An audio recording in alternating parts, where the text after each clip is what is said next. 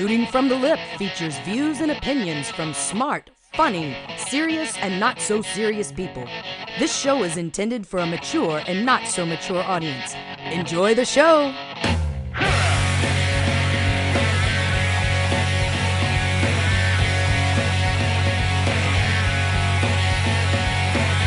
What is up? Kevin Hale here, giving it to you on this Monday night, January 16th, 2017. It is Martin Luther King Day, live tonight via Blog Talk Radio. Hope everyone had a great weekend, a good day, good holiday.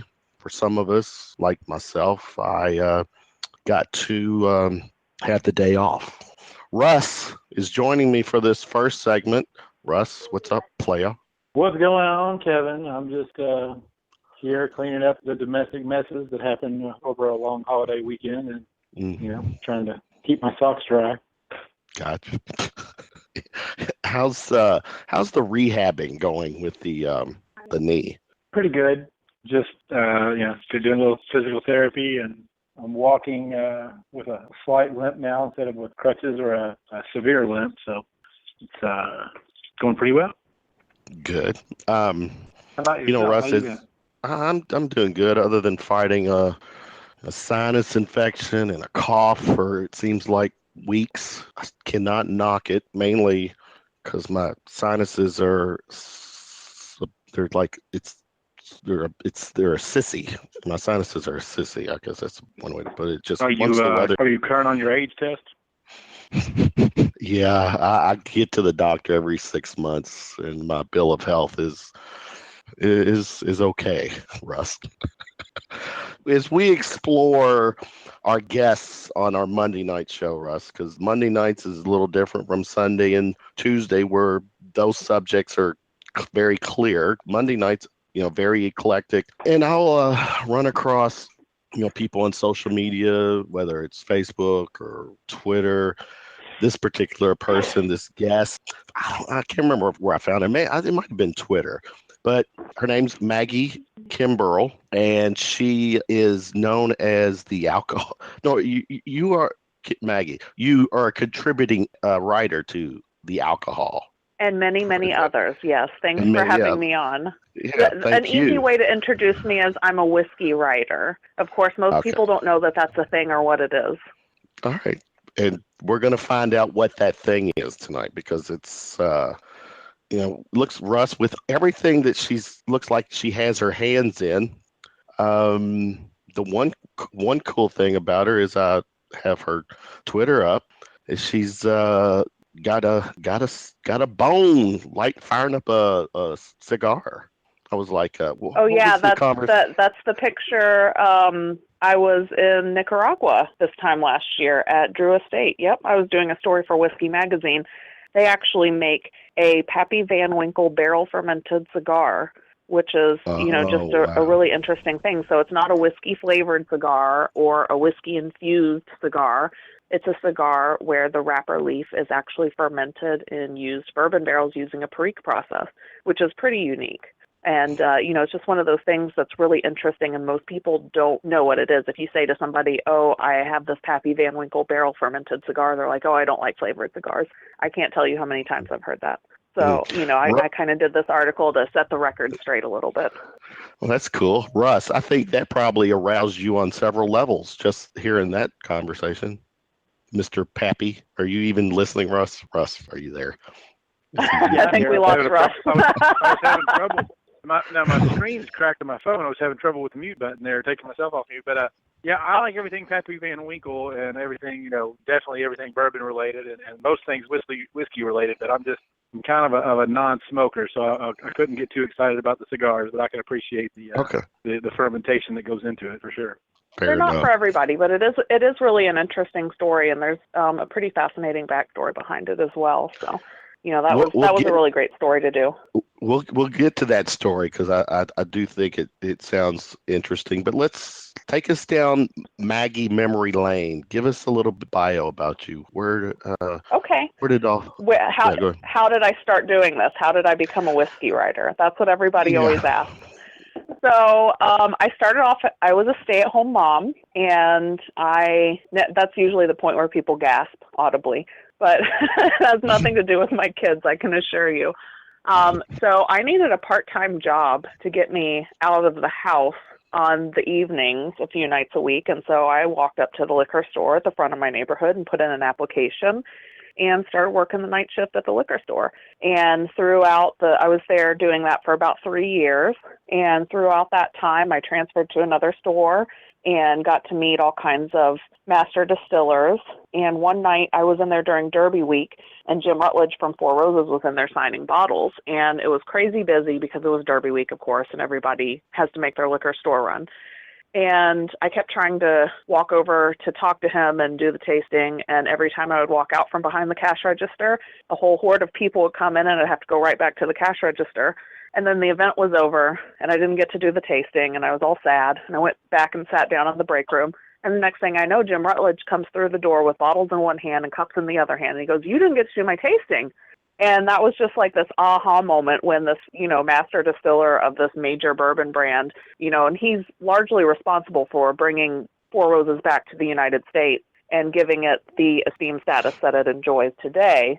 This guy was willing to sit down with me and do this tasting and teach me the whole proper bourbon tasting technique and what makes Four Roses different and how they have 10 different recipes and all that sort of thing. And I was just like, who does this? And then it was like this aha moment where I was like, oh, this is actually really cool, and I need to tell the world about this. So shortly thereafter, I quit my job and became a whiskey writer, and the rest is history. The rest is history, Russ. I'm actually enjoying a Four Roses single barrel from Liquor Barn tonight, the OBSF. Oh, that's fantastic. Oh, that's fantastic. Yeah, the single Maggie, barrel this is one of my favorites. Yeah, this is where Russ will phase me out of this conversation and totally hijack it. So, that's okay. I hope you're sitting in a comfortable chair because here we go into whiskey. I know, I am. Yes. But please continue. But yeah, Four Roses is one of my favorite brands. I actually had a story on their newsletter, which was also syndicated on their website. It just went out on Friday. They asked me to be a guest blogger. They have guest bloggers, every few months.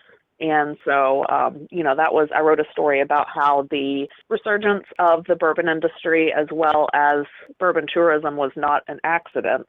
It was very carefully planned out, and it was orchestrated by the last generation of master distillers who are out there pounding the pavement for all those years, including Jim Rutledge and Booker Noe and, all those folks.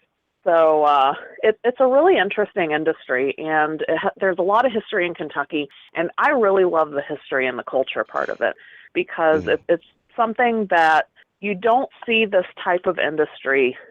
You don't see this type of familial relationship in other industries. So, for example, all the master distillers of all the different distilleries have always been friends traditionally. Now, what the marketing people do, that's another story, but, the master distillers and all the front lines people, it's a very cordial industry to be in. So it's really nice covering that and seeing those relationships. Yeah. There is, well, Russ, you go ahead. I know you're. I was going to say this something that's been really interesting. I'd like to hear some of your insights on this is, as I mentioned, this is what they call a store pick. And for, people like Kevin that don't know what a store pick is, it's when some of like a liquor store or a larger chain like Liquor Barn goes in and selects certain barrels. Not all barrels are created equal. Not all barrels are from the same area, right. The same, floor, the same rick house and all of this. So they go in and they taste these different ones. And what Liquor Barn's been doing is putting names on them. Like this particular one was especially selected by Liquor Barn, and they call it Sticky Fingers because apparently it's one of the most interesting bourbons I've had in a while. It's 8 years and 7 months aged. Like I said, the OBSF mash bill, which is 35% rye. And this one has herbal essence in it, which is kind of interesting because usually they don't have too many additives to the bourbon. But I'm kind of curious of what this herbal essence is. I've not really seen that on bourbon before. See, Russ. There's actually not. Okay, go on. Check this out, Maggie. See, Russ the way you're talking now, you're turning Maggie on several levels. See, you guys don't need me. I'm just. You're just facilitating the conversation. Yeah. So I will say this: bourbon cannot have anything added to it but pure water. So there's no herbal essence added to it. That comes from the yeast strain. That's the F yeast that is herbal. That's where that comes from. So that's more of a tasting note than anything. And taste is really subjective in bourbon. My friend Brad is actually the one who does most of those barrel picks for Liquor Barn, and I've been on a few barrel picks with him. Yeah, and he has a really great palate for that sort of thing. But yeah, you really, I have never had a bad bottle from Four Roses. I mean, back that up a little bit. I can count on one hand the number of bourbons I've had that have been bad, and they're generally not going to say Kentucky Straight on them. So, whenever the Kentucky Straight is a sign of quality, and especially if you get something that's bonded, that's a sign of quality as well. So, it's a really interesting, Four Roses is really interesting for a number of reasons. So, I mentioned earlier how they have the 10 different recipes, which is 2 different mash bills and 5 yeast strains, and you put those in 10 different combinations. Another thing that makes them really interesting is they have single level warehouses. So when you have like a Knob Creek single barrel, or you have like a Wild Turkey single barrel or something like that, those can come from, the middle of the warehouse, high up in the warehouse, just about anywhere, and there's a lot more variation.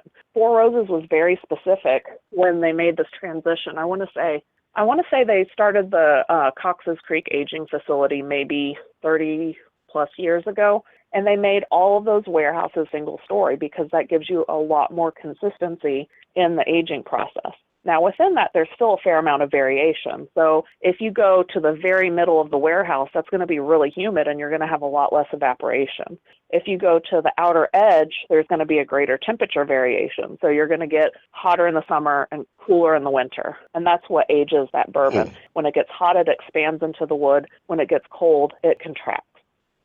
See, now I'm starting to get a little turned on, Russ. There's so much to geek out about. I mean, you can literally just geek out about every single aspect and get really, really deep into it. Yeah. She said deep, Russ. Now, Maggie, check this out. Russ is a bourbon guy. I'm not. Actually, Russ was making fun of me. We can fix that. That's okay. Yeah, we can fix that. Russ was making fun of me and my Four Loko drinking, but I digress. Now, one time Russ was over. Yeah. Oh no. I took one for the team there, Russ. All right. One time, Russ. If I don't remember the brands, but Russ, being so cool that he is, came over my place one night and brought four different bourbons, and literally I did a taste test, and Russ, to my credit, if I remember right, I basically described each bourbon that I tasted correctly. Well, that's yeah, good. you could definitely tell the notes. What I did is I brought him a couple of ryes, and I brought him a couple of bourbons, one wheater and one a little more oaky, and just kind of went. It was like Weller 12. Like a 15-year-old Knob Creek special pick that Brad Williams did, and let's see, there was a couple of other ones that I put in there. I think I had like one of the Orphan Barrel selections, like a Barger House 20-year, and there was another rye. I think I did the Baby Saz. I did a Baby Sazerac rye, and then I did a Whistle Pig rye, and then I had the 2 bourbons. So anyway, we just kind of went through that, and he could definitely tell different notes and things like that. So he has a palate. It's just very, very uncultured and unrefined. But that's okay, because everybody has a starting point, right? One of the things that I hear over and over and over again in the bourbon industry and talking to people about their first experience with bourbon, and even my own first experience, a lot of times somebody will have trunk bourbon and they'll be like, okay, the drinks here suck. Why don't we go see what I've got in my trunk? And they pull out a bottle. So the first experience that I had where I had bourbon with nothing mixed in it that I actually enjoyed, somebody had a bottle of Eagle Rare in their trunk at a wedding, and we were all like, man, this wedding's, getting kind of, I don't want to say it's boring in case the friend is listening, but, it it was one of those things like, okay, well, the bar is kind of lacking, so why don't we go see what I've got in my trunk? And I had some Eagle Rare, drank it right out of the bottle in the parking lot, and I was like, wow, this is good. You must be like me from Oklahoma or like northern Bullitt County. No, that's a lot more common than you think. I mean, I think it's a really common thing. There's hardly an event that I go to where somebody's not passing around a bottle and everybody's drinking out of it. The nice thing is it's whiskey and it will kill any germ, so you don't have to worry from that aspect. But, it's a very common thing. I have to ask the question. I think I know the answer, but I want you guys to give us the answer. Maggie, what is the difference between whiskey and bourbon for those novice people out there? All bourbon is whiskey, but not all whiskey is bourbon, right? Mm-hmm. So bourbon has a very... That's kind of like saying, all pedophiles have mustaches, but not all people with mustache are pedophiles. Something like that? Okay. Anyway. Okay. Excellent. Sure. Excellent anecdote. That's not really my wheelhouse, but I will take your word on that. Yeah. But so yeah, all whiskey, all bourbon is whiskey, but not all whiskey is bourbon. So bourbon has a very strict set of guidelines for what can be called bourbon. So there is no such thing as flavored bourbon because only pure water can be added to adjust proof. It has to be distilled with a minimum of 51% corn, but it can go all the way up to 100% corn. It has to be distilled no higher than, I think, 140 proof maybe, and bottled no lower than 80 proof. Has to be barreled no higher than, I think, 125 proof. I'm totally shooting from the lip here. And I should have this memorized at this point. But the thing that, aside from, the minimum of the grain amount has to be corn and only pure water can be added, the thing that sets it apart from other kinds of whiskey for the most part is you have to use brand new charred oak cooperage with every batch. You cannot reuse the barrels. Now, what that means, it's what the laws, the regulations are worded in such a way that you can technically make whiskey, put it in a brand new charred oak bucket, walk over to the bottling line and pour it in a bottle, and you've just made bourbon with no age on it. Nobody has done that yet that I'm aware of. There's no minimum age requirement for bourbon. To be straight bourbon, sure? To be straight bourbon, at least 2 years aged. To be straight bourbon, it has to be at least 2 years aged. Okay. And to be bottled and bond, it has to be at least 4 years aged. But to be just bourbon, there's no minimum age statement. So when you look for a bottle and you see something that does not say straight or Kentucky straight on the label, that's an indication that there might be some very young bourbon in that batch. Well, does that answer your question? I feel like I'm rambling. No. Oh, no, yeah, absolutely.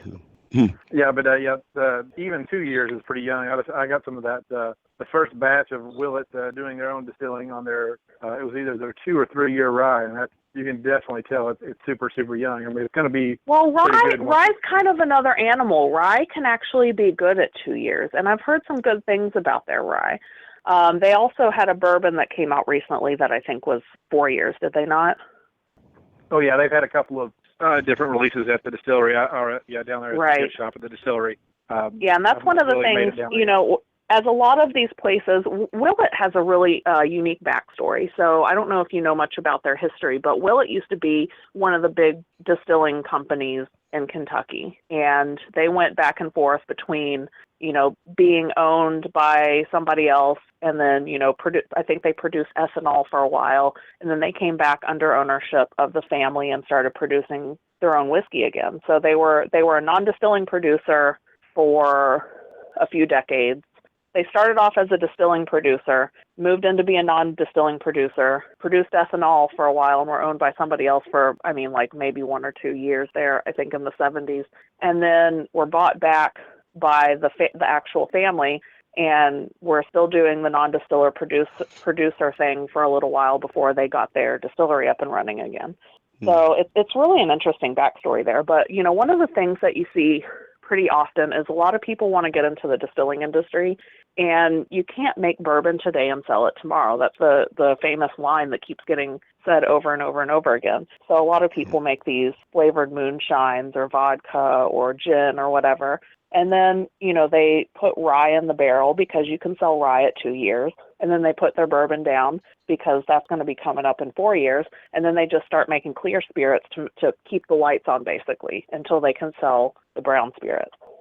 Speaking of new distilleries, what's the latest on New Riff? I know New Riff came out with their first offering probably about 8 or 9 months ago, maybe a little bit longer. But do you have any 411 on the New Riff distilling up in Northern Kentucky?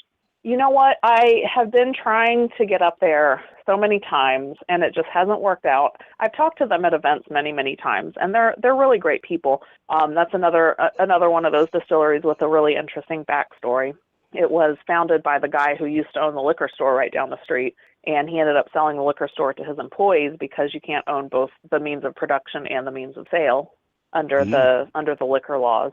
So, they've been doing some really interesting stuff. And, even their stuff, they did a run of non-distiller producer whiskey, which I think they got from MGP, but I'm not 100% sure about that.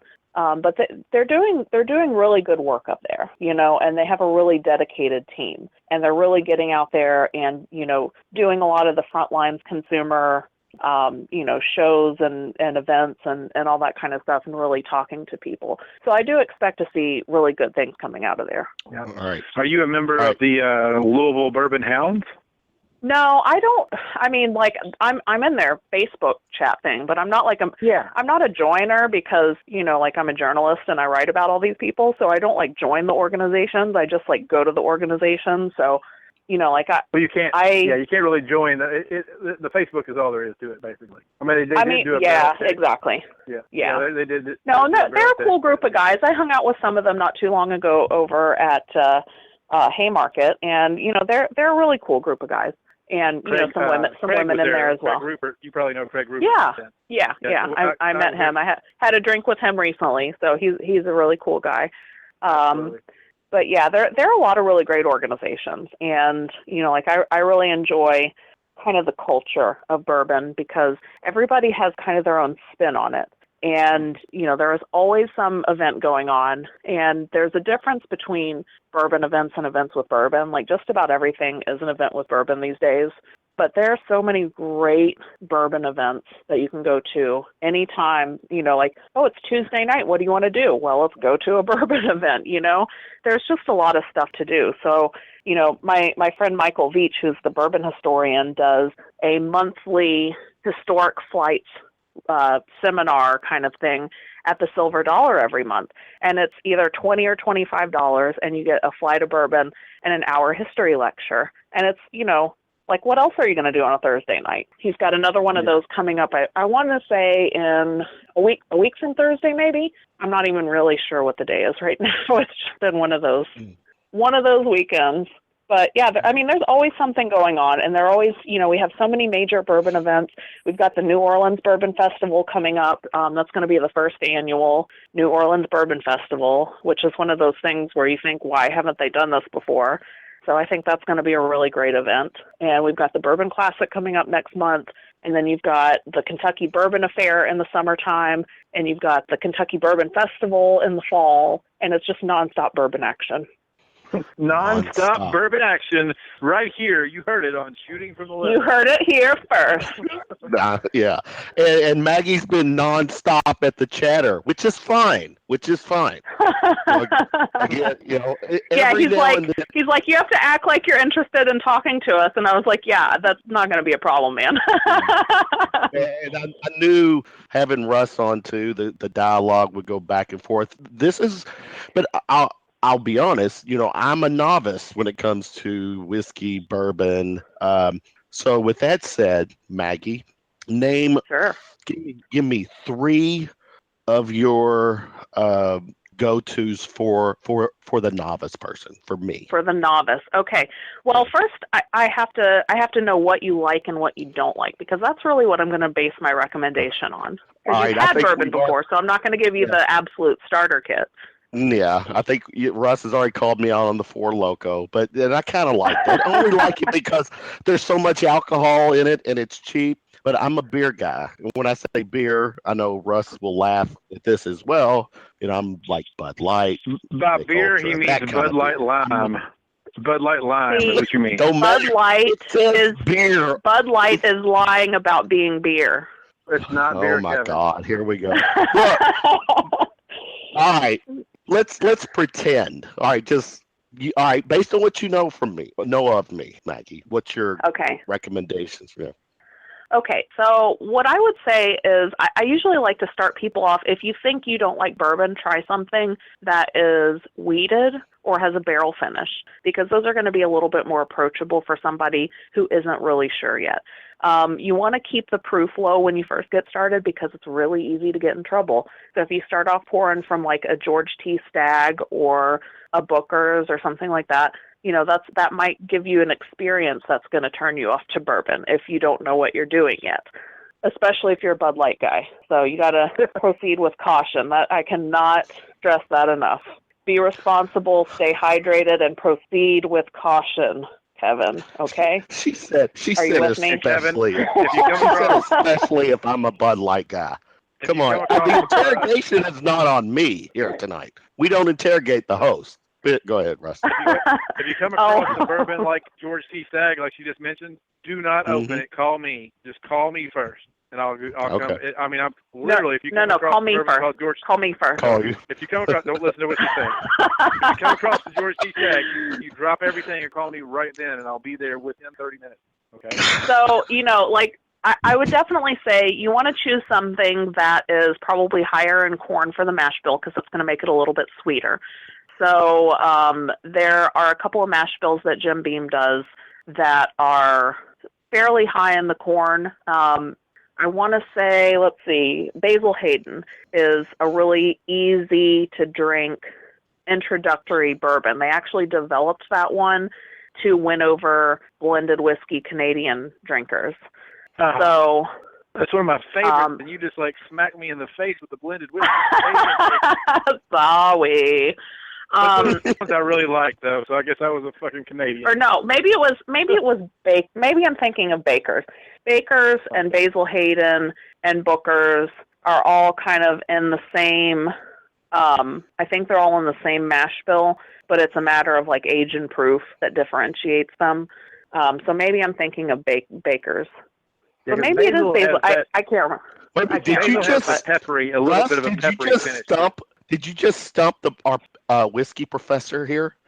Oh no, I'm not a walking encyclopedia of mash bills. Yeah. Okay. I will say that right off the top. Like whenever somebody asks me what's the mash bill on this, I can tell you about, but I can't. I can say, oh, that's higher in corn, or that's higher in rye, or I know that that's rye, or that's wheated, or whatever. Another good one to check out would be like Old Fitzgerald Prime. That is, I want to say like 85. I think that's about 90 proof, and that's a wheater made by Heaven Hill. I believe it's around the 6-year age range, so it's going to have enough age to kind of mellow out a little bit, but not so much that it's going to be like chewing on an oak stage. So when you get into the older bourbons, you can get a lot of wood tannin, and that can really ruin the bourbon experience for you if that's, A, if that's something that you don't like, and B, if that's, something that you, anyway, yeah, if you don't like it, you don't like it. Some people like oak tannin. It can kind of turn a lot of people off because it's really dry and it can be an unpleasant experience. Right, so yeah, I would say like, an Old Fitz Prime, or try something that is barrel finished. Angel's Envy is a really great barrel finished bourbon. There's a little controversy as to whether you can call a barrel finished bourbon a bourbon still, because technically you've added something to it. But, that's still getting hashed out. Yeah. Hey, Kevin, I think two of the morals of the story would be, one, is a variety. Like I would even throw an Eagle Rare in there and maybe a Henry McKenna. It'll give you an earthy, just to give you some different taste. Eagle Rare for sure, because that's going to be something that's higher in the corn in the mash bill. Absolutely. Oh, and Elmer T. Lee was the other bourbon that he tried. I brought him. If you can find it. Oh yeah, he tried that one. Yeah. Elmer T. Yeah, all the ones that are becoming shelf unicorns right now, I kind of automatically I kind of kick those out of my mental list when I'm telling people what to try, because I want people to try something that's accessible and not something that's a unicorn that they're not going to be able to find somewhere, because then that makes the experience bad. And I'm not into chasing the shelf unicorns, because mainly there are so many good bourbons on the shelf that you can buy right now. So it's just a matter of finding that one that's the right one for you. So we can't even go into the proofers and go into like the Elijah Craig barrel picks or the barrel proofs and things of that nature. The last two Elijah Craig barrel proofs, the 139.4 and the 136, have been out of this world. Absolutely amazing. They really are. And again, that's a matter of personal preference. So there are a lot of people who say, oh, I really like the flavor of the barrel proof. Well, at that flavor, it's anesthetizing your taste buds, and you're not really getting the full range of flavor. That sort of thing was meant to be enjoyed with a splash of water. But there are a lot, I drink Booker's with nothing in it, and I drink George T. Stagg with nothing in it, and I enjoy that experience. So it's, again, a matter of personal preference there. But, for a starter like Kevin, I would definitely say keep the proof low, because then you can actually taste what's in it. Somewhere around, I think, 105 proof to 110 is where it anesthetizes your taste buds. So, for example, when they do the organoleptic analysis in the sensory lab at the distillery, they usually proof it down to like 40 or 50 proof. So that's definitely not what they're going to bottle it at, but that gives them a better idea of what that product actually tastes like, and they can sort out if there are any bad flavors in it. And that's something that I've noticed lately, is the symmetry of the balance. The one characteristic of a good bourbon, no matter what it tastes like, is so what I would call a balance, where you're not getting too much proof right up front that just, like you say, burns your taste buds, or you're not getting that long, drawn-out wang at the end where you just got too much tannin or too much, whatever it was. But that balance where it starts nicely, you get a good middle body taste, and you get some of the flavor profiles, and then it finishes either clean or finishes buttery or oily or something like that. Well, check this out, Maggie. Check this out, because the truth is, I was doing it wrong. I was doing bourbon wrong. The times I was doing it wrong until Russ corrected me. What were you doing wrong? I was shooting it. Oh, yeah. If you shoot it, you only get to taste it once. Yeah, where Russ is like, whoa. I mean, he stopped me in my tracks when I was going. He's like, no. He showed me the nuance, if you will, on how to truly taste bourbon.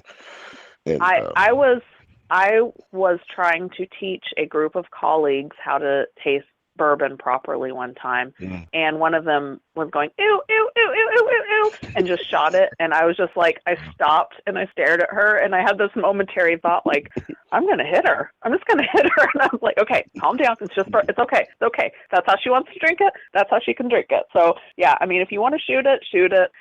I don't recommend it. It's, you're missing a lot. You're missing a lot if you do that. That's exactly what he was saying. And I think that was... If you're going to shoot something, they make vodka for that. I mean, people actually took the time to build, I mean, come on. We don't need to get savage here. Yeah. Fireball, Russ. There's a lot of work that goes into the bourbon here. You cannot say the F word in my presence. The F word. Again, tonight... people who are listening tonight, Maggie has hijacked the show. I'm gonna, I do. Check out the ransom that she's going to have to throw out there for us to get the show back. So stay tuned for that. Wow, man, I thought usually this segment, Maggie, is approximately 20 minutes. I mean, we're going close to 40, and it's been good stuff. So in kind of wrapping up the segment. Yeah, like I said, talking is no problem for me. No, and I appreciate you giving us the time. It's this is the conversation I think can continue, because I still have questions to ask, and Russ just likes to talk about things that he knows really well. So, and I like to give him the spotlight too with that. Thank you. Real quick, one shout One shout out I want to do. Go ahead. There's a mutual friend that we were talking about there named Greg Rupert. He is part of the Southern Indiana Human Trafficking Task Force. So in other words, it's a charity that they in Southern Indiana that they work, like basically look out for human trafficking in all forms, whether it be children or sex trafficking or just from immigrants from other countries and things of this nature. But he had a pretty worthwhile charity. That's how I won. There was a Smooth Ambler Louisville Bourbon Hounds pick, and I entered this raffle. That's one of the things. He's been doing that raffle for a little while, and he's done amazing with that. Well, I actually won the raffle that he did for the Louisville Bourbon Hounds Smooth Ambler pick. I actually won that one. I just cool. met him at the Liquor Barn in Springhurst, pick it up, and I told him I would Fantastic. mention it on the show, and also maybe even have him, on in the next Monday or two for a short segment just to talk about the charity that he's involved with. Fantastic. Yeah, he's a great guy. All right, Maggie, before we let you go, share with us all of your social media. Where can everybody connect with you? And Sure. I'm on Twitter at LouGirl502, LOU Girl502. I have a website, LouGirl502.com, and you can also find me on Instagram at LouGirl502. And I write for the Whiskey Wash, Alcohol Professor, Whiskey Magazine, and I work with Michael Veach on his website, bourbonbeach.com. Very good segment, Russ. Glad you can hang out with us, Russ, as well. Thanks for having me. Yeah, Maggie, it was a pleasure to meet you. We'll connect sooner than later, and have a good night. Sounds good. Talk to you guys later. Thanks. All right, see you. Thanks. Bye-bye. Russ, I don't know where Sean is. Sean, like messaging him for your all segment. Anyways, that was a good segment, Russ. Absolutely. What He's very, very knowledgeable. Yeah. But I guess if that's your job, if it's your job to report on that, you better be pretty knowledgeable. Yeah. See, this is where you go on right now. Give me credit for being able to reach out and find guests that are worthy of our show. Yeah, you're pretty good at that, but I really, you are good at that, no question. But I really can't give people credit for anything because if I did, I would. There was a dude that just won the presidency of the United States, and like giving him credit for like one of the hardest things ever to do. But I can't give him much credit for it, really. All right, waiting on Sean. I don't know where Sean is. I've reached out to him, see where he's at, but we're going to go on with our segment. Really your segment, if you will, Russ. Let's talk what's trending nationally. Hey, the inaugural golden showers are trending, aren't they? Golden showers. Is that fake news? What's your but here I want you, before you answer that, the golden shower story or notion that was reported. Did you know the same guy that evidently had reported that story is the same guy who reported on the corruption of the soccer president? And soccer, is fucking huge, globally. But he was the same guy that came out with the info that took down the president of the soccer, for whatever that is.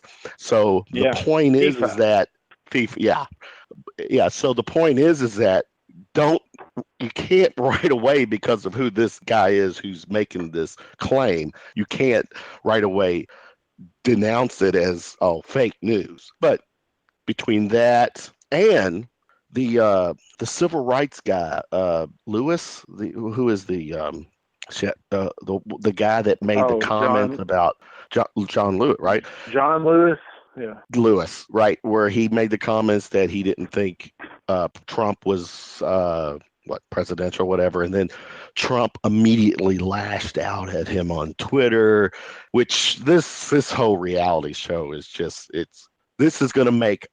Trump is going to make our show and your segments so over the top, Russ. So in some ways, I do kind of thank him for where he's at. But right now, leading up to the inauguration, you got all these Democrats who are now saying that they're not attending. Really, what is your take right now leading into Friday?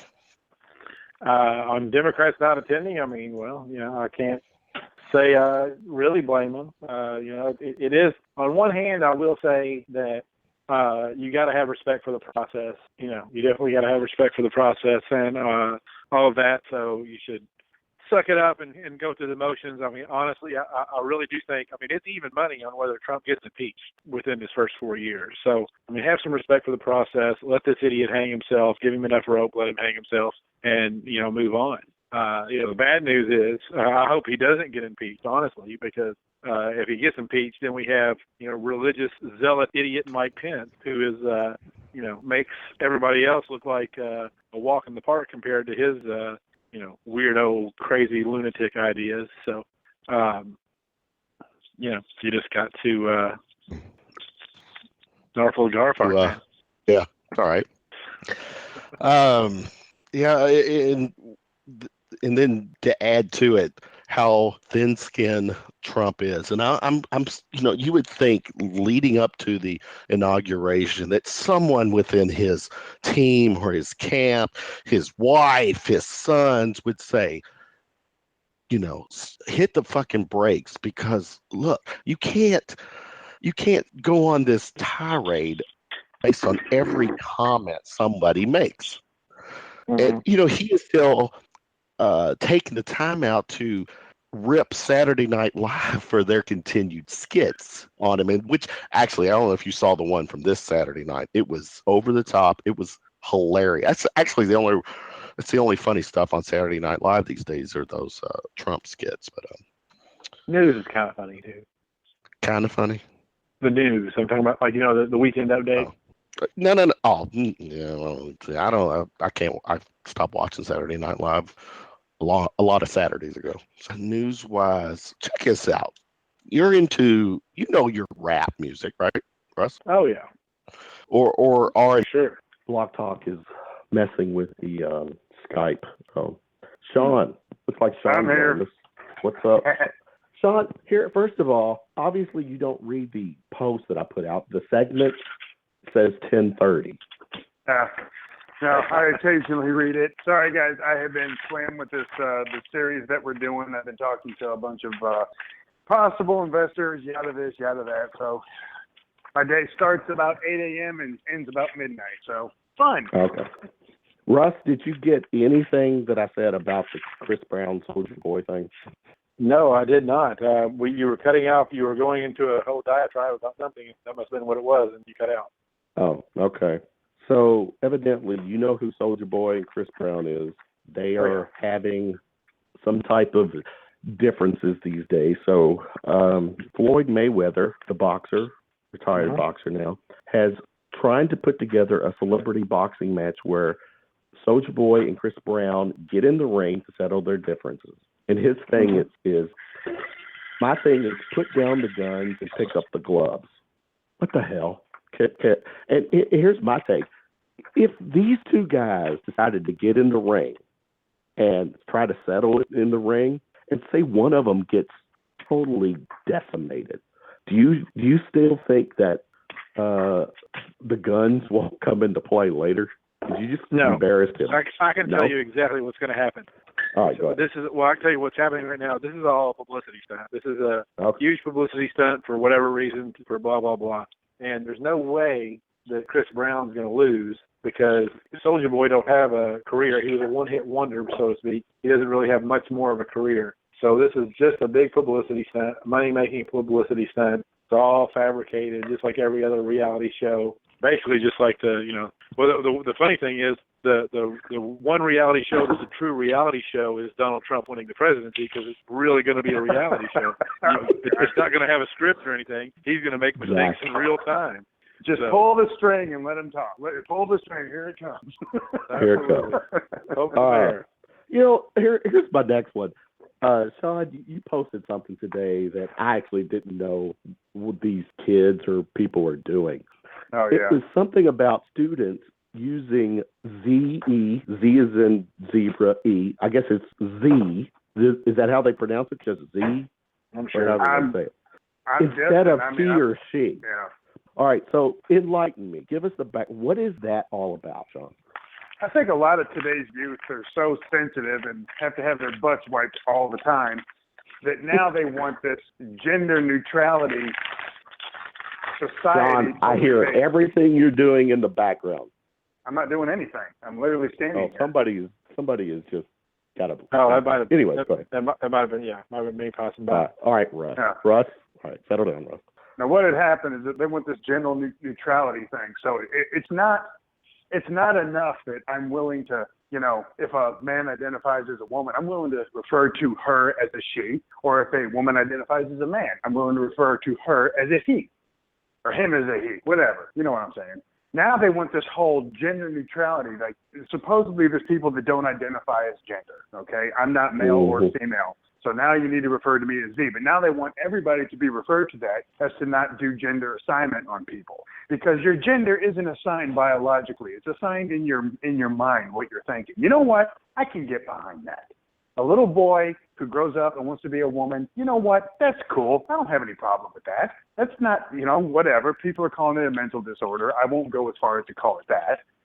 But what is the mental disorder is there was a video out not too long ago about a 15 or 16-year-old boy who dresses as a woman, but not only as a girl, as a cat. He identifies as a female cat, which I thought would be very advantageous because at least now, don't we spay and neuter cats? Let's do it. Obviously, he doesn't need to reproduce, or she, or kitty, or I don't know what the hell you call it. Point is, I think what I'm trying to say here is that most people are just getting overly sensitive. It's like everything has to have a label on it, and it has to be something so outrageous that they have something to bitch and whine about yet again. And if you don't do that, they're going to have trauma therapy on campuses because you don't identify me as a hairy man dressing in a dress and wearing makeup as a Z or a Z.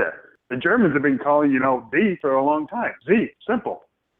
I don't get it. Are you a hairy man, Sean? Actually, you know what? I'm not. I'm not a very hairy fella. But I got to tell you, though, I do look sexy in a dress.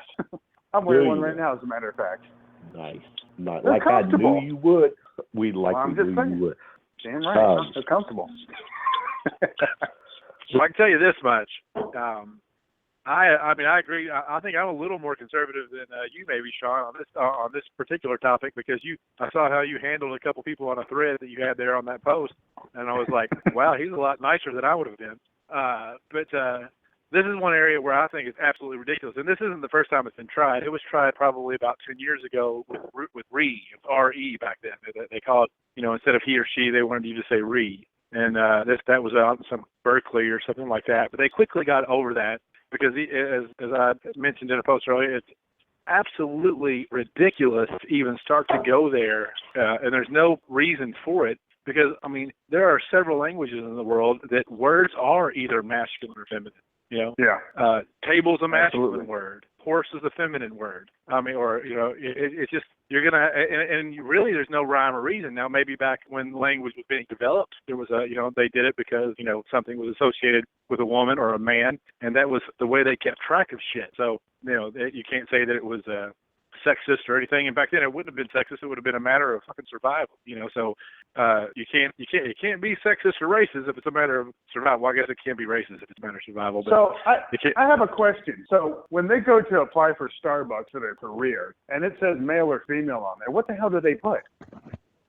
Well, I'm sure Starbucks application has definitely some different choices. I would have to assume.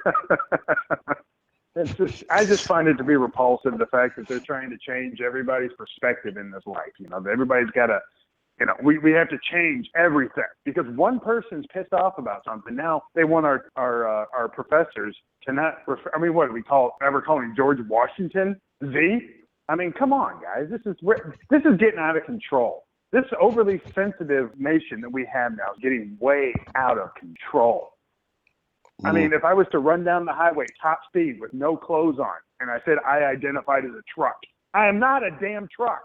Come on. Well, that's not actually a sentient organism, so we gotta at least you could have said plant.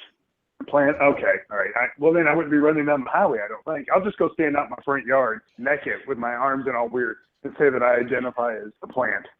And for all of our fundamentalist Christian listeners, our chromosomes are only vary by about 1% from that of a plant, our DNA. So there you go. Well, there we go. That's blasphemy, Russ. Blasphemy. Blasphemy. There was. Hold on. Let me find this article. Oh, here's a good one, Russ. Speaking of religion, Christianity, this right-wing radio host Brian Fisher. You ever heard of him, Russ? Oh yeah. He's an absolute dolt. he had this story or comment recently where he says anyone opposed to Christianity is a traitor. No, Jesus Christ followers are patriots, Russ. Let me start with Russ. Well, obviously, this guy is an absolute buffoon, and even more than that, I'll tell you, Ronald Reagan actually made a similar statement. Ronald Reagan actually said that George Walker Bush, not Herbert Walker Bush, not the W, but his dad. He actually said you cannot be a patriot and an atheist. An atheist can't be a patriot. So that's there's a all kinds of Republican agenda. I mean, honestly, well, but I mean, to say it out loud is a whole other. Yeah. The good news is, I think that Donald Trump's probably an atheist. I think it could be. I mean, I look at it in so many. It's stupid. I'm not what you would refer to as a religious person. I don't read the Bible. I don't believe in the teachings of the Bible. However, I said before, I do believe there is a God, and that's just my faith. That's my faith for me to believe what I want, and my freedom of religion, my freedom of belief. You know what America is pretty much all about. But as far as like somebody, I don't agree with trying to cram Christianity down the throats of everybody and saying that if you don't do what the Bible says, you're an awful sinner. You're going straight to hell. If I'm going to hell, I'm hoping to have a lot of good friends with me because that's how it's supposed to be, I guess. I don't know. Yeah. Changing topics, I got to throw this one out because I think when it comes to reality TV, and we've talked about it several times with Trump, but this is a different reality show that's on. What is it on? I can't remember what channel is it on, but it's season 21, and the show is The Bachelor. Where. Drag me. Yeah, which you got, it features basically what some dude that's pretty successful in his career who's obviously single, and you've got all these chicks who come on, and there's obviously the whole concept that he is going to pick his significant other from these group of females. Now, what I have to ask.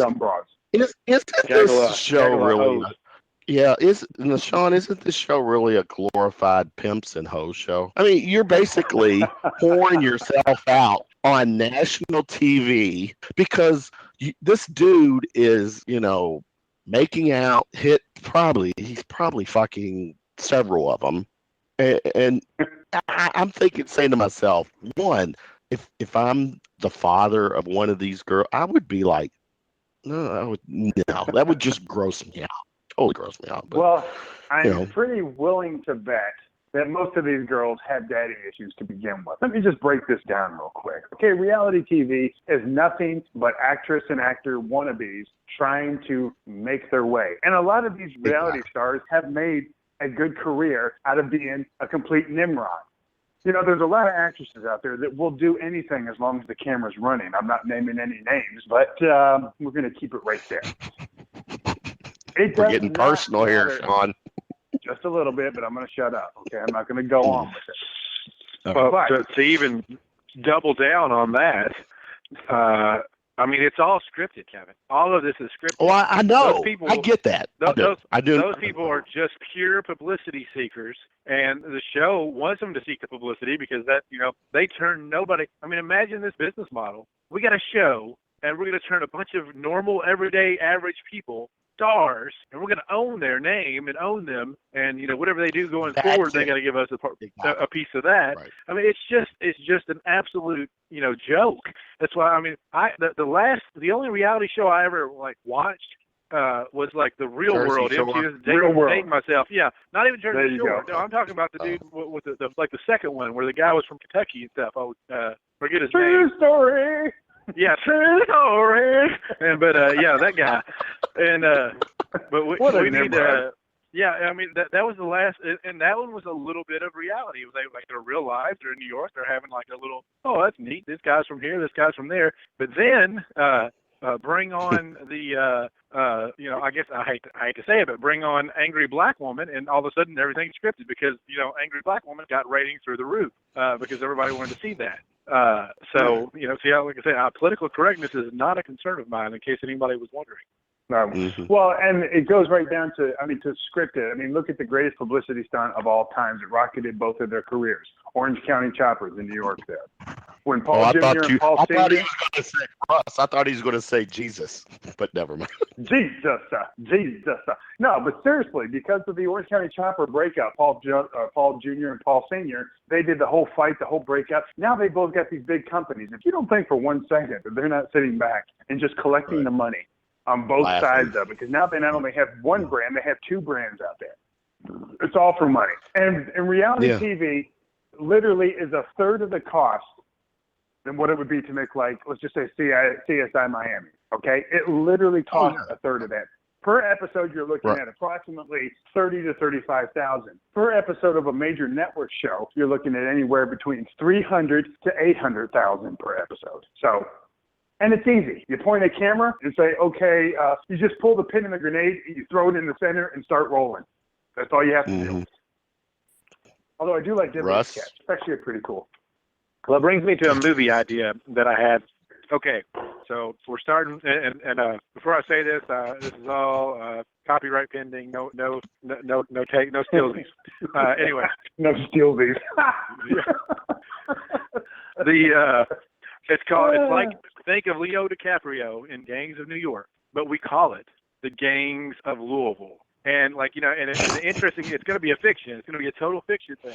But you're going to have the different little burgs, Germantown, Jeffersontown, Schnitzelburg. I think it's the same as Germantown anyway. But you go through, and you have all these different burgs in Louisville, St. Matthews. We'll just go through all the things, and you have kind of do like a parody of Gangs of New York, but with the Gangs of Louisville. And I almost envision British comics, hashing it out and stuff like that. Just having like a Monty Python type of humor going on, like a dry humor. But I just thought that would be neat to kind of do about Louisville. I mean, what would Louisville, as much as eclectic as it is, I mean, how many gangs would you have? I mean, you would have the whiny millennials over here. You'd have the hipster miners over here. This is a historical fiction, though. This is totally we're just inventing what happened to make Louisville come about, and you make a comedy out of it, and a yin and yang type of thing. Anyway, I was high when I came up with that.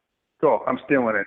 I have a production company. I can do that. At least give me some credit. I mean, I want to be in the credit. No problem. I can do the writer's credit. That's an easy thing to do. Original storyline. Anyway, I mean, most of everything that goes on reality-wise. I mean, I say you want to do a real reality show. I mean, I got something for you right now. Go over and check out Ville TV Network. Trust me, there's nothing but drama in that son of a bitch. Hey, I got a great idea for a reality show. Hey, Kevin, great idea, real quick, for a reality show. How many ideas do you have tonight, Russ? No, you get a bunch of Trump supporters. You just go get a cross-section of Trump supporters, and what you do... We got one on the phone. We got one on the phone right now. I am a president of the United States supporter, all right? Get it right. You have what they call IQ test wars, and what you do is they have a quick recall set up, and they got to answer just basic questions and just watch the comedy ensue. It's like Are You Smarter Than a Fourth Grader? But we know for sure that they're not. Yeah, let's jump on that liberal bandwagon. I'm sure they're just full of factual knowledge. No, I'm not talking liberal or conservative. I'm just talking about ability to identify con man or not. Well, they did the same thing with what they did. That they went on the streets and did, how many people don't actually know basic political knowledge? Right. That's just worldwide. You can't do anything with that. I know that. Or what's the moon made out of? And they're like, I hope it's made of spare ribs, because heck, I go back to second and drinking that cool Budweiser. What's your favorite planet, Russ? What's your favorite planet, guys? Mine's the sun, because it's so warm. Well, it's definitely not your anus, I can tell you that. That's disgusting, but I like it. Yeah. If you could, go ahead. No, go. I was thinking he was doing that Harry Carey impression. It reminded me of the Will Ferrell Harry Carey impression where he goes, well, if you could choose between being the greatest scientist in your field or having mad cow disease, which would you choose? Being the greatest scientist in my field. Oh, I thought you were going to say the mad cow. Holy cow. Holy cow. It's a damn shame he wasn't alive when the Cubs won, you know? I mean, he could finally get the whole Cubs win the World Series. Speaking of a heart attack speaking of holy cow and Will Ferrell also was involved in a classic Saturday night segment where they needed more cowbell. I don't know if you remember that segment. If you don't know it, I'll send it to you. All right. Absolutely. Well, check this out. I got a hold of a cowbell, guys. So the cowbell tour, Shooting from the Lip, featuring me, is going to go on a cowbell tour in 2017. All my buddies that are in bands, they are going to play a song. One song, like Don't Fear the Reaper, that's cowbell. I'm going to get up there and get to play the cowbell while they're doing their song. All in the name of shooting. So I can get a film. Exactly. All right. Please, guys. Well, they're gonna put my pants on one leg at a time. Except when my pants run, I make gold records. Guys. They're going to have quite a job, Kevin. No, obviously they're going to have quite a job of keeping you in that sweet spot of buzz, because if you don't have any buzz, your rhythm's going to be all off. But as soon as you get too much buzz, I'm a guy that I can keep rhythm without a buzz. Now, granted, my buzz takes my rhythm and my dance game to a whole new level. But yeah. Oh God, help us all. Yeah. Well, actually, I support you. There was one night we were out, Russ and I, somewhere, and Russ had his buzz going on big time because they were playing. I want to say they were playing like Ice Ice Baby, and he was on the floor, basically moving exactly the way Rob Van Winkle did back in the day. Isn't that his name, Rob Van Winkle? No, Vanilla Ice, man. Vanilla Ice. No, True. He just refers he identifies as Vanilla Ice. Oh, that hurts. Ow. Let me see where Samantha is. Samantha Church should be calling in. She's in Florida. She's a model pinup girl. We're gonna let her talk. And I told her tonight, be prepared, Samantha. It's gonna be a little over the top with the boys. And she's like, fucking bring it. Hey, I feel like that singer Hosier. I'm like, take me to church. Whatever. Hey, does she like fat guys with no money? Because I got somebody for her. I got to give a shout out tonight, guys, to someone I've been messaging, and she's listening to the show for the first time. Angela, shout out to you. Give some love to Angela, guys. She's not Angela, ugly. Take your shirt off and slap me. she sent me the cowbell, the little cowbell thing, which that's a classic, and I'm taking the cowbell thing on. Another good song, you know this, remember Nazareth Hair of the Dog? You know that song, right, guys? How it starts with the cowbell. So. That's another one. The guys are catering to me for when Hale does the cowbell thing. So just remember, follow the drummer. Yeah, I got it. The guy who plays the part is Christopher Walken, and he nails it. Christopher Walken is great. I'm hoping one day I get to party with him. I like him. He's a good guy. Good guy. It's a good job. Yes, Angela, if you're still listening, raise up your shirt and show us your finish it, bro. What do you want to? Your soul. I know. No. I'll have to. I'll share with the guys who I'm talking about. Where the fuck is Samantha? I told her, she just messaged me saying she's calling. Good Lord, I don't have all night. Russ, you guys don't have Russ. What is like? you're always not always, but you two sometimes give me shit about our show, lasting 2 hours. You start whining the next day that when I was working, when I working, I'm on medical leave right now. You still on leave? You're still on leave of absence or disability? Yeah. Okay. Are you taking any pain pills still? No, I had to lay off those, man. They didn't do my speech very good, on Monday nights. I'd be a little slurry in the speech there. So. Is it your gender? Are you on medical leave for gender sensitivity? Yes, absolutely. I told them that I wanted my testicles referred to as these nuts from now on. D's. How are D's, Russ? Kevin, I want you to respect that they are Z's nuts. And Z. You go Z's nuts. I knew I needed to drive that home for the callback there, but yeah, Z's nuts, Kevin. All right. Sean and Russ, if you all can still look at your messenger while we're talking, which is a normal thing. Let me see. Where is it at? Nope, can't see it. All right, no, I'll send it. Hold on.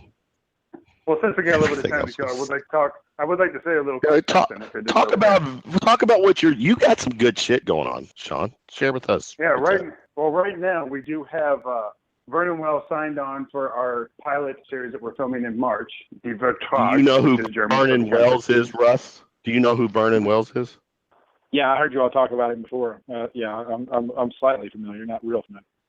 Well, he's awesome. I was actually watching Weird Science the other night. I do have him. I've got his pictures on our new page. It's on Facebook. Go check it out. DERVERTRAG, DeVertrag. That is right. And the page is live. We do have some photos up there, and we're going to be doing auditions next month. The script is in its final edit phase, being beefed up a little bit by a great writer and actor, Jamie Short. Written by Clip Parks, of course, directed by Herschel Zahn and Renegade Art Productions. And so we're going to be doing a lot of blowing things up. We're going to be shooting a lot of people. We've got a bunch of locations right there in New Albany. We're going to need tons of extras. If you guys have any questions, please give me a call or give me a message. Don't give me a call because I can't get off the phone to begin with. So, is that? And don't forget about that new project. Oh, the new project, yeah, that's going to happen. See, we're going to get the funding from this, and we're going to take some of that money and set it aside for your project. So, Gangs of Louisville, new project. Gangs of Louisville, it's on. See, Russ, this is where this is you, so you need to be part of Sean's. You got to be an extra. He said he'll even give you a high-profile extra role, like you're holding something or I would love like a notepad. I would love that. We could shoot you in the face. I mean, that'd be cool. Hang on, Russ. I don't know. Anytime I see the script saying "shot to face," I need to know what gets shot. You need to know porn, right? To know if you're in a gay porn, Russ. Exactly. It's called. Russ is gonna get. It's called deep. He's gonna get a load in the face. Russ will take a load. No. Russ, have you ever? First of all, it wouldn't be a gay porn. It's a gender neutral porn. You're right. We are. Yeah. This show has to get its shit together. It's not gay or lesbian. Yeah, right. You're right. Thank you very much. Okay. I'm just trying to be politically correct for the whiners out there. Yeah. You know what? I'm reaching out to Samantha one more time. If she's not going to come on, then I'm going to we'll keep talking some shit, and I'll actually, keep talking. Now, Sean? All right, looking ahead, you got several projects. What do you have? What's your 2017 end game? What do you want to? What's the goals for this year? I'm glad you asked that, Kevin, because I have pretty good projections for this year. What I'm looking at right now is to make my team entirely successful and to make this successful. Now, notice I said I'm not one of these people that's just like, I want to be successful. I want to be a star. I want to be in front of the camera, and I'll do whatever it takes to do it. No. I'm all about the people that I work with being successful. I have probably one of the best teams in this town. I'll put them up against anybody because the amount of perfection that my director looks for is unbelievable. So our end game is to hopefully do 10 episodes of this pilot and then go on to about 10 different seasons. That's what I want to do, just because it's a solid story. The thing about it is that it covers the lives of veterans and what they do when they get out of the military. A lot of them go through depression, stress, PTSD. Yeah. Right. And we're all about trying to bring kind of awareness to that. You know, it's like these guys aren't just these killers or these baby killers that some of these liberals want to call them, or that we shouldn't be having war, or people shouldn't be dying for no reason. No, it's what they signed up for. It's what they are. But when they get out, what do? So they normally go to these private security contracting companies, which this one in particular is headed up by Vernon Wells. His character is really awesome, by the way. I think you guys are really going to dig it. He's not a bad guy. He's actually a really good guy, but he's a badass.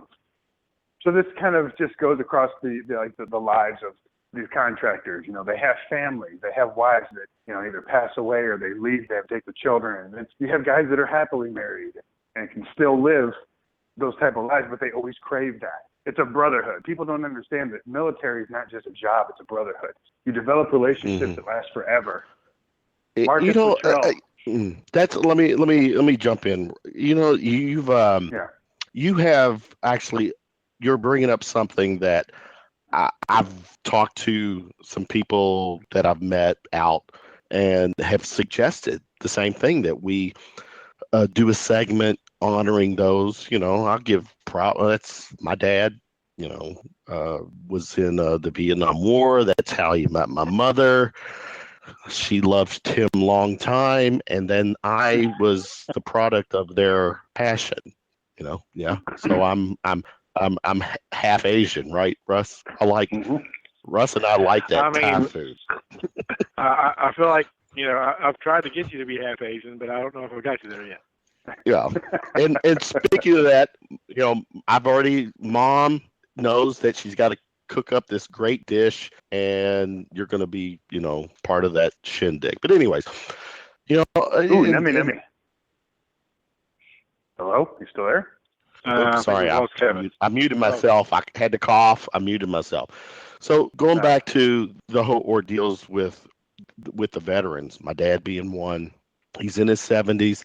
I still hear the stories from my mom where she'll have to wake him up at night because he's having a nightmare, you know, of remembering the bullets zinging by his head, you know, those horror stories.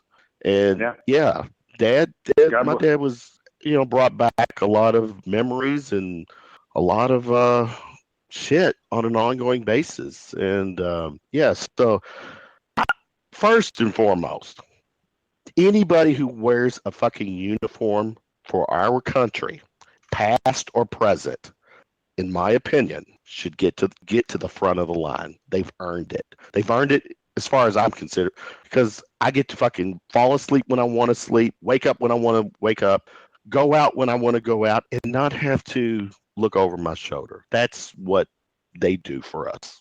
The big picture. Well, and that's a lot of things. That's the problem that we're having nowadays, is the fact that the veterans aren't at the front of the line. Our suicide rates are up 43% this year for veteran suicides.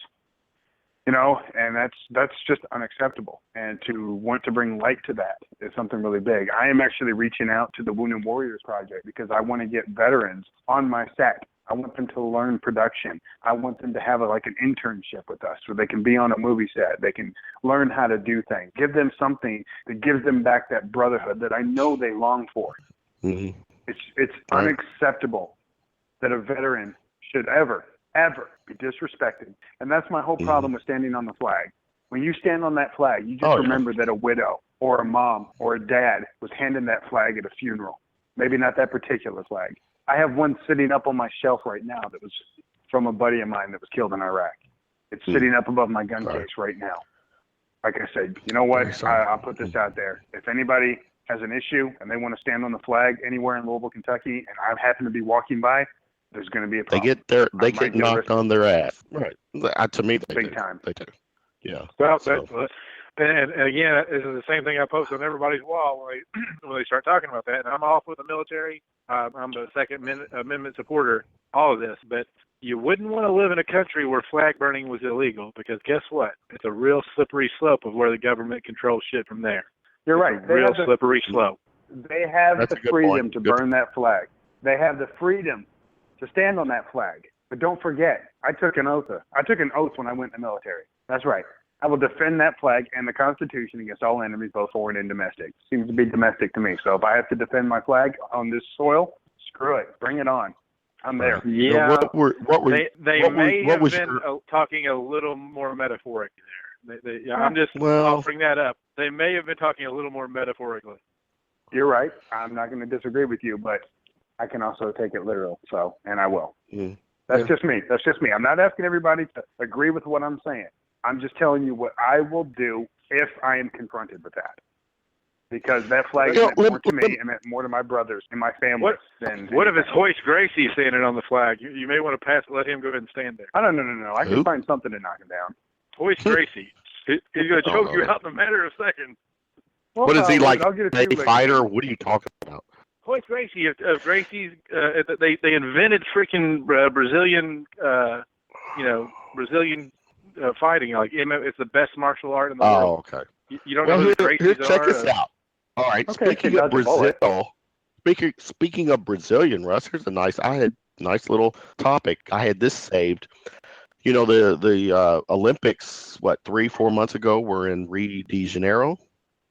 Yeah. Do you know that 3 to 4 months after the Olympics, that town is broke? And I think you kind of called it, Russ, on a previous show when we were talking for about 10 seconds about the Olympics. Oh, yeah. One, how in the hell did Rio de Janeiro get the gig? Because and all the gross shit that was there, but somehow, some way, they got the gig. Well, this they're is broke now. Borderline a third world country. I mean, it's very, very, as a matter of fact, I mean, if you're familiar with the neighborhoods that they have around Rio de Janeiro, the favelas. There are favelas where the police won't go. And what they're just like shanty towns that are built all around there that where it's martial. I mean, it's not martial law. It's warlord law. Like, the warlords in the Middle East, they just have, it's a group of people and there's a hierarchy of people who probably sell the drugs and make money and have the guns. And those people, basically are the law in that area because the police don't want to go get killed and there's not enough money to pay them or to give them the support. So, the Olympics is supposed to be a big publicity stunt to get all kinds of tourism to come to your country. Well, it had the opposite effect for Brazil because, all they saw was not ready, dirtiness, nastiness, and starving their people they should have taken whatever money they had and, fed a few million of their people for a couple of weeks instead of paying for the stupid-ass Olympics. Well, that's exactly what Olympics happened. are stupid. Yeah. Well, I agree. I don't think it should have been there at all. That's like you said, borderline third world country. And the fact is, the money that the Olympics bring into that go right back into the Olympics. So it's not like they're paying them to have the Olympics there. They're paying them, then they take all this money and they build these arenas, these stadiums. They build hotels. I know they had to build some hotels there. Somebody was talking about that a while back. So they're not being able to really reinvest it into the community like it needs to be. They're reinvesting it in what the Olympics need. I mean, the amount of security that you need there and, just, it's actually, it's disheartening to say the least. So, I'm switching back to kind of a political thing here. It was recently announced. Yeah, just hear me out. It was recently announced where a report, Justice Department report, where Chicago police use excessive force. And because of that, there is that city is in disarray when it comes to, I don't even know what the freaking number is, but it led the United States in the most homicides, in of the year. And in this case, Obama is from Chicago, and this is kind of a political question for you guys. Russ, because of the shit that Chicago has been through the last few years, does it take someone like Obama to come back to Chicago, a figure of him, somebody like him, to get involved and help turn this city around?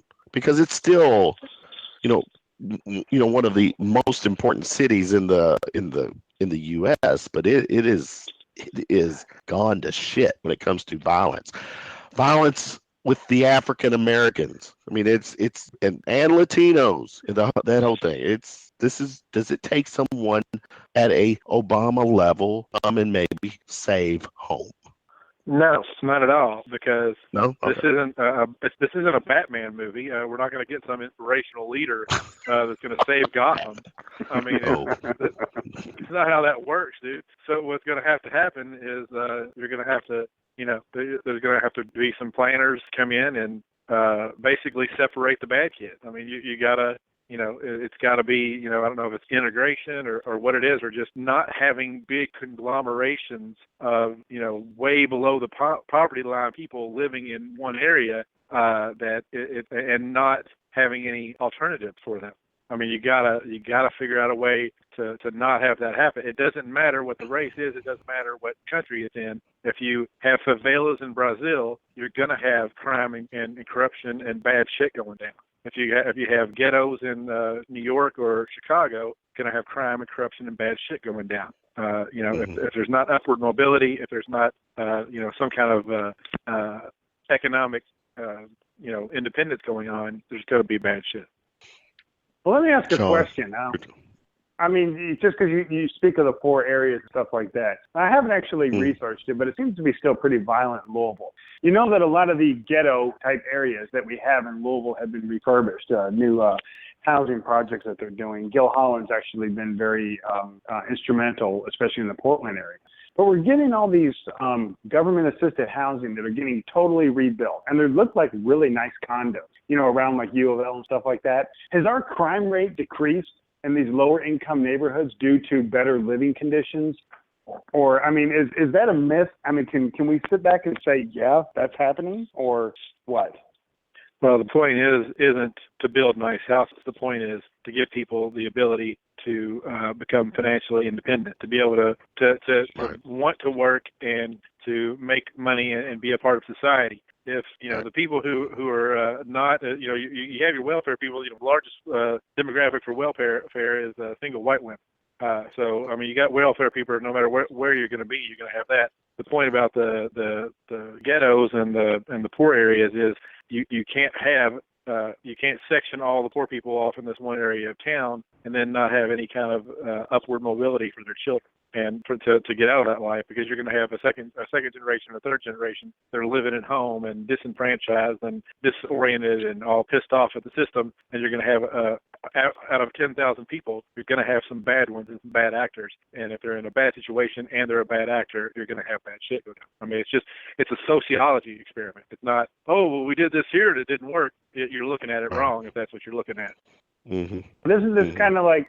Isn't this like, okay, since we went a little political there, isn't that kind of what Trump's plan is to basically force people to get off their ass and get a job? No one knows what Trump's plan is, but maybe not even him. I think that's it. I think that's pretty much what the plan is. So how plans work is, I think Kevin's plan is to do a radio show. I know Kevin's plan is to do a radio show. Trump has not made any kind of commitment or given any kind of direction. The only thing that I've seen that's consistent about what's going on is that he will consistently pick cabinet picks that most reasonable people would think were counterintuitive. That's the most consistent. So I know that he's going to make somewhat counterintuitive cabinet picks. I can say that for sure. But I mean, wouldn't that be like the thing that we should be doing as a society or as a political whatever? It seems like that we would want, I mean, you're talking about wanting to stimulate the economy and get these people to want to work or to want to better their situation. I mean, it seems to me like, there needs to be welfare reform. There needs to be, I don't care if it's black, white, it doesn't matter. It seems like there needs to be some welfare reform there and maybe some wage readjustments. I mean, I don't know. There's only one thing that reforms welfare. And that's upward mobility. That is the ability of people to get off of it. That's what reforms welfare. So again, we're looking at the symptom and saying, hey, how we're treating the symptom isn't working. Man, how we're treating the symptom isn't working. Well, have we discussed what the problem is? Well, hell no. We're just looking to treat the symptom. So the symptom, of course, you can shit all day long and fuck the symptom up, but the what you have to look at is the cause. The cause is people not being able to break out or not having the culture to break out. You can maybe go to say that's a lack of father figures in some situation. That could be one of the contributing factors. But these things aren't black and white. That's what you got to have a hard time convincing a Trump order at a NASCAR race. The nuance of things that happen. It's not black and white, man. There's a lot of colors in the rainbow. They're not all gay. Okay. Well, no, I get it. I'm just saying, it seems to me like there needs to be some type of reform there. Like I said, we're identifying the problem, or maybe we need to re-identify the problem. I think as you said, upward mobility, and that's exactly right. But don't you think cutting some welfare benefits would force people to kind of like, I should probably get up off this couch and stop eating, fast food every single day and go get something, go get a job. Yeah, I mean the point of welfare is to be a Band-Aid, like a crutch, like, you got laid off or something, you're going to be looking strongly for another job that's just the American way, blah, blah, blah, and then you'll be off of it in a month, because you'll have a new job. Well, two problems with that. One, the economy's not always that great where you can just jump from job to job. And two, people, not everybody has that kind of a work ethic or go get 'em type attitude. So you have to identify people who will, are interested in trying to be upwardly mobile and advance themselves, and people who are just not going to do that and come up with a different system for those people. I don't know what it would be. I mean, you can't, just let them all die, but, it's Well, that reminds me of, remember James Braddock, the fighter Russell Crowe played him in Cinderella Man? Oh, yeah. When he was really down on his luck, he wasn't getting, during the Depression, he couldn't get the job down the docks or whatever. He went and got government assistance. When he started fighting and making money again, he came back with a roll of money and basically paid it back to that place. Now, I say this is not like everybody should pay back every ounce of welfare that they get, but I think there's a strong moral lesson there. As you said, it is to help you out. It's to help you get back on your feet. You can't jump from job to job. The economy sucks right now. I get that. You really are movie-minded, though, there, Sean, because let's not forget that movies tend to have a little sensationalism involved. Well, no, I get that, but I mean, research it. He did do that, okay? He may not have paid it all back, but he did come back with some of the money. I mean, that's in his book. That's in the story of James Braddock. So, I mean, I still think even if it was sensationalized, I think it has a strong message. Yeah, I mean, it would. I mean, regardless, I still think you're right, though. It's welfare to help you get on your feet and not be on it for the rest of your life. Oh yeah, no, that's what you got to identify, is how to get people to not try to make it a lifestyle. Right. Absolutely. I'm all too right, much guys. of a diva. You are. Yeah, you are our diva.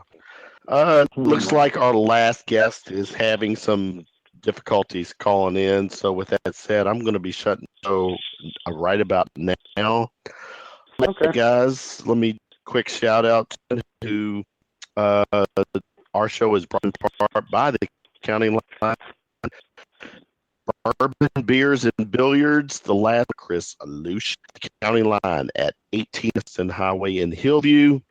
You go there, $2 ice code to mix 3 Jim B. Maple, Honey and Fire.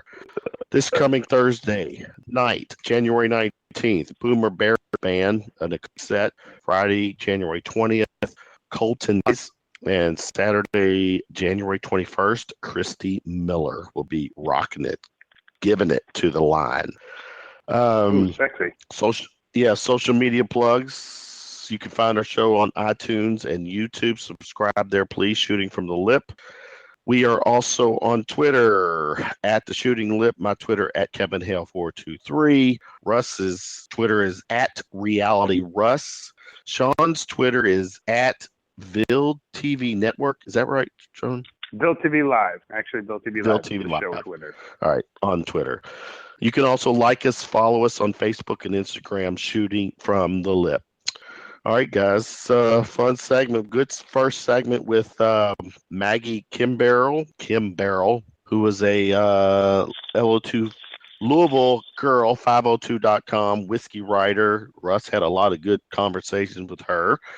And, fun segment. And then Russ and Sean came on for the our little back and forth round of shots, if we will. So you guys Kind of bummed our last guest did not make it on.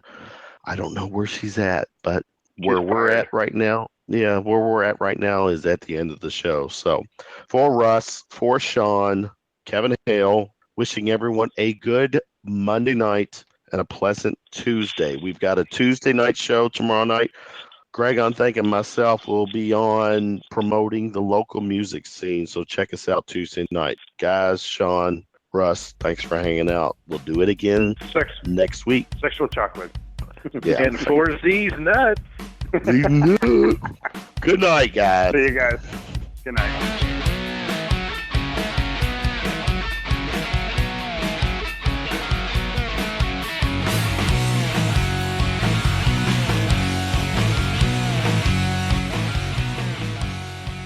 At no time were any animals or people hurt during this presentation of Shooting from the Lip.